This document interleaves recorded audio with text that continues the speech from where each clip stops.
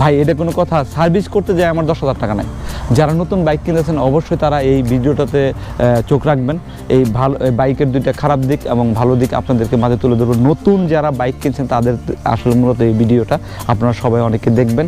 আসলে এই ভালো দিক হলো এই বাইকটা দেখতে অনেক সুন্দর এবং অনেক স্টাইলিশ একটা বাইক, যা খুবই সুন্দর, লুক খুব সুন্দর। আর এই গাড়িটার মাইলেজ খুবই ভালো। আমি মাইলেজ পাই প্রত্যেক সময়, আমি 50 করে মাইলেজ পাইছি প্রতি কিলো। আমার তেলের যে হিসাব অনুযায়ী আমি 50 করে এটার মাইলেজ পাইছি এবং খুবই ভালো।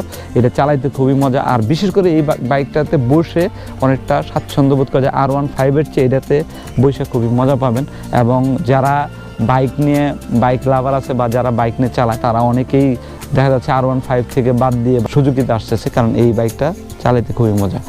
আর এটার মানে নেগেটিভ দিকগুলো আসলে দুইটা নেগেটিভ দিক যা মারাত্মক খারাপ, এটা আপনারা সবসময় খেয়াল রাখবেন। যারা নতুন কিনতেছেন অবশ্যই খেয়াল রাখবেন।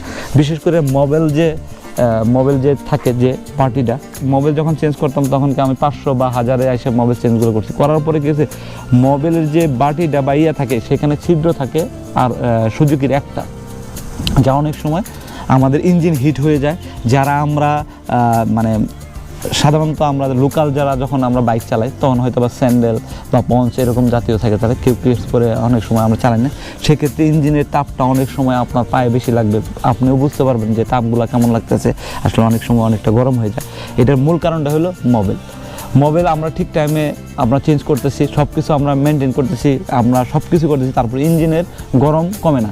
এটার কারণটা হলো এই মোবাইল বাটিতে ছিদ্র হলো আপনার একটা, যা মোবাইল তাড়াতাড়ি পাস না হওয়ার কারণে ইঞ্জিন ওভারহিট হয়ে যাচ্ছে।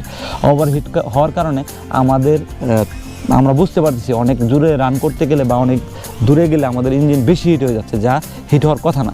পরবর্তীতে যখন আমি এটা সার্ভিস করতে গেছি তখন আমার এই বাটিতে আপনার হলো প্রত্যেকটা গার্ডে আমার ছিদ্র করা লাগছে। কারণ ছিদ্র করার পরে আমি যে সার্ভিসটা পাইছি অনেক ভালো, ইঞ্জিন এখন হিট হয় কম, আর চালায় অনেকটা, ইঞ্জিনের সাউন্ডটাও খুব ভালো পাইছি। আর আরেকটা খারাপ দিক হলো এটাকে আপনার হলো প্রতিনিয়ত ভালো করে সার্ভিস করে নিতে হবে, কারণ সার্ভিস ছাড়া এই গাড়ি চালাতে গেলে অনেক সময় সাউন্ডের সমস্যা হয়ে যায়। বেশিরভাগ এই সুজুকি গাড়ির একটাই মূল সাউন্ড সমস্যা যায়।